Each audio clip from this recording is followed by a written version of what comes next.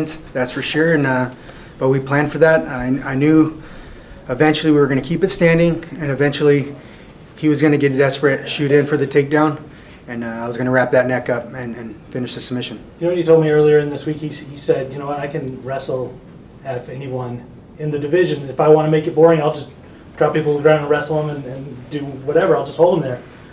But he just said he didn't have that in him. He wanted to always make sure he stands up. But you caught him trying to wrestle you anyways. I mean, you know, that's the years of training with Dan Henderson's Athletic Fitness Center. You know, I've been with Dan for 10 plus years. You know, I've been with them for a long time. I learned so much from those guys, all the guys that came through the room, Joe Warren, Mola Wall, Dan Henderson, Matt Linlin.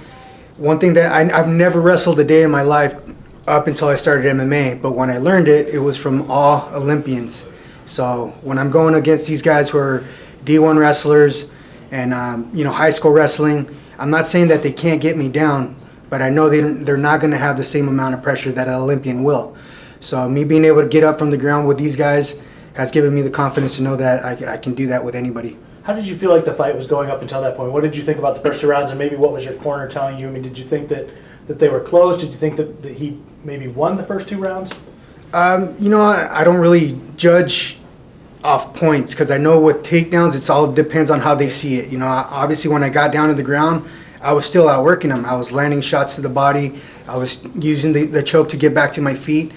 It really depends on how they're going to see that. He got a good takedown, but wasn't able to connect or do anything with it. So what I try to show is a real fight. You know, even though he gets me down, I'm outworking you, and I'm going to make you uncomfortable down there. Where I know the judges see it off points, so I can't go off of that. I make it a fight so these guys don't want to fight me again or don't want to even be on the ground with me. What comes next for you? I mean, what do you do from here? Because you've only got the one loss here in Bellator, and it was a questionable one, like you said the other day. I mean, and against a big name. You know, it's MVP is a great fighter, but I'm the first person to actually make him run away from another opponent. You know, so I don't feel I took that as a loss. I saw that as a win. And same thing, it's all depends on how you're going to see the points. He's basically jabbing, running away, where I was blocking almost every single shot that he threw. I was landing more kicks. My legs are longer than my arms, so of course I was throwing more kicks to kind of deflect his power punch. He likes to leap in with that cross, and I took that away from him with the high kicks. So really it just depends on how you look at it. But once he was running in that third, that's where I knew he doesn't have it for that fourth and fifth round to fight me. So is that a fight you want back then? It will be once I get my title, because once I get the title, I have that fourth and fifth round. There's no ducking that no more. So, I mean, you think that's what should be next for you after this win tonight? You think you should get a title shot, or do you think there's one more that needs to happen? There's one thing that I have to prove to everybody, and that's that I can make the weight. There are some issues that happen. You know, I'm not going to completely say it's that fault. At the same time, I got to plan for things that are going to go wrong. So right now, my job is I'm going to start recording it. So as I make my job, I'm going to get down to 180, 185. So these guys know that I'm serious about this. You know, it's the only thing that's kind of hanging over me right now is that I can't make the weight, or that I haven't made that weight. So I'm going out there to prove that first. But yeah, if I get this title shot, I'll make the weight. I'm going to get my belt, and I'm going to continue to make the weight until there's nobody left, and I can start challenging other organizations for their titles. Ward got off a couple of shots earlier in the fight. Were you timing his shots to hit him with that guillotine later? It was my job to kind of deflect a lot of the shots. He did land some, but it's really, you gotta let them land a little bit to make them continue to throw. My game plan was dig that body. He starts to tire, and I just kind of helped him out with you know, taking the wind out of him. After I saw that he started to slow down, by the second I started putting more pressure on him. I landed a clean elbow where I know he was rocked, and it was, you know, downhill from there. Yeah. And Ward is usually a very aggressive fighter, and he was aggressive, but he seemed a little more methodical at the beginning. Did that surprise you at all?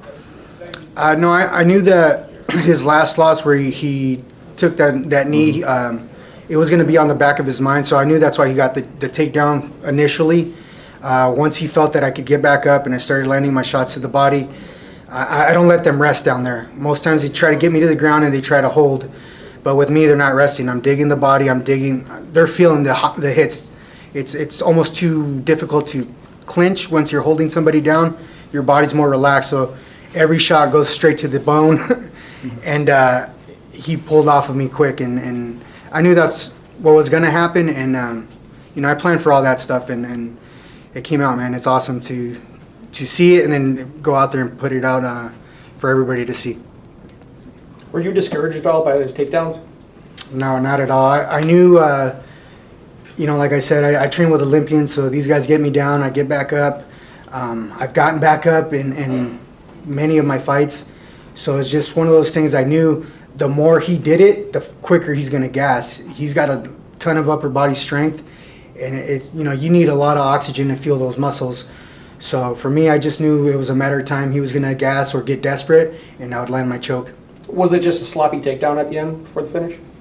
I think what it was is just I allowed it. The takedowns initially, I got it to the cage, so I was loose with the choke to get up. Once he shot in deep in the middle, he gave up that neck, and my guillotine. That's one of my favorite moves. So if you put your head there, I'm gonna probably finish you. When I talked to you a couple of weeks ago, you said that you kind of viewed tonight as like a mini tournament. Koreshkov and then Chikwani in the main event, and then you and Brendan in the co-main event. After seeing his impressive performance and the performance you put on, is that a matchup that interests you, I'm assuming? For sure. Right now, the next fight that's up is McDonald versus Lima. So in the time that they're fighting, I would like to put myself in that #1 contender spot. So, yeah, I'd love to stay busy. So if he's next, man, it's going to be a war. I was already planning for him. My fight with Brandon Gertz is what happened, but I was scheduled to fight him. So it's one of those things that, like I said before, I have a lot of respect for him. He was a champion at the time that I came in, and he's a warrior, man. So anytime I can get in there and show that mixed martial arts experience and heart that I have, throughout the years, man, it's just it's a blessing to get in there with some of these guys, and it's a fight that I'm definitely looking forward to. Last question, guys. Any more? All right, Thank you, good. guys.